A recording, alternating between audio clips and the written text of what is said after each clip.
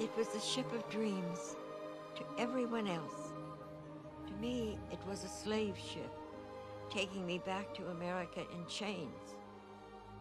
Outwardly, I was everything a well-brought-up girl should be. Inside, I was screaming.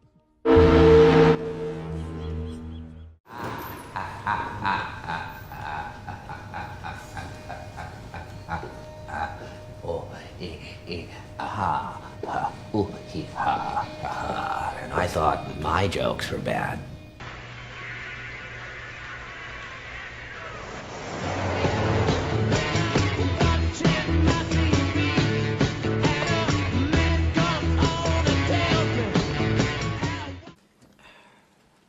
Back when I was picking beans in Guatemala, we used to make fresh coffee.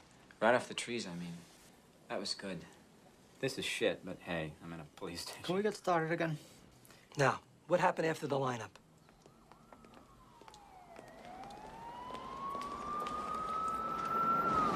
The desk sergeant was actually trying to tell me that he couldn't release you. I mean, can you believe that? You weren't even charged.